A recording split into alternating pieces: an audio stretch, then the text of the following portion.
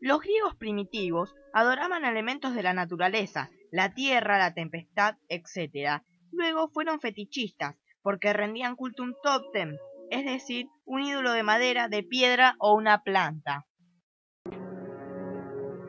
Los griegos eran politeístas, es decir, adoraban muchos dioses.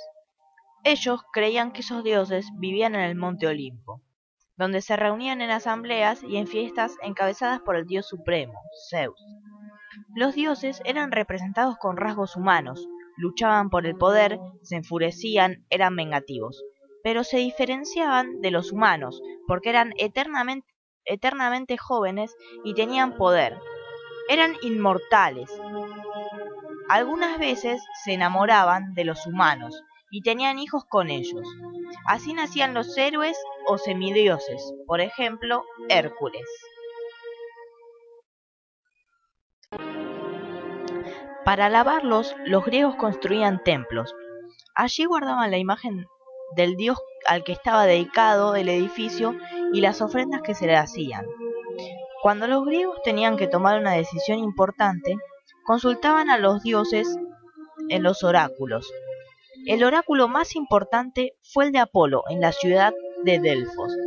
Los oráculos eran las respuestas de los dioses a las preguntas de los fieles. Las ceremonias eran públicas, variadas, consistían en sacrificios, cánticos, danzas y procesiones. En un altar especial, pero nunca en el interior. El sacrificio era el acto más importante del culto, que consistía en: colocaban un toro, los sacerdotes le tiraban puñados de granos de cebada sobre la cabeza del animal, y luego le daban un golpe en la cabeza con una masa que lo mataba.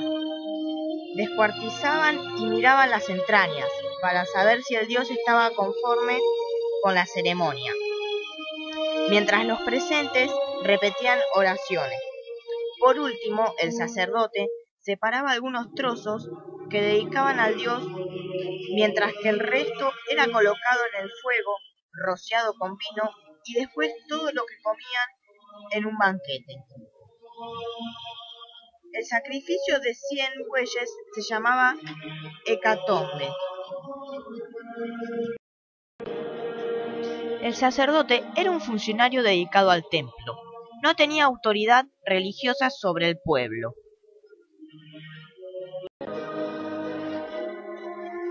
El oráculo de Delfos. En Delfos existía una gruta con una pequeña abertura en el suelo por donde subían vapores malsanos. Los habitantes del lugar creyeron que esas emanaciones eran el aliento del dios, y ahí establecieron un oráculo. Gente de todas partes concurrían con ofrendas para homenajear y consultar al dios. Sobre un trípode, colocado encima de la abertura, se sentaba la sacerdotisa, llamada pitonisa. Apenas el fluido divino comenzaba a surgir, se le erizaban los cabellos, echaba espuma por la boca y empezaba a temblar. Pronunciaba palabras que eran anotadas por los sacerdotes, porque era el pensamiento del dios Apolo. La respuesta siempre era oscura y tenía dos interpretaciones. Los griegos realizaban grandes fiestas religiosas que duraban varios días.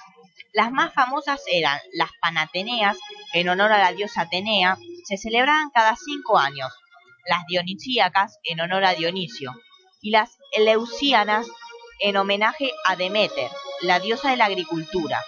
Se hacía cada 5 años y se hacían sacrificios de animales, danzas y procesiones.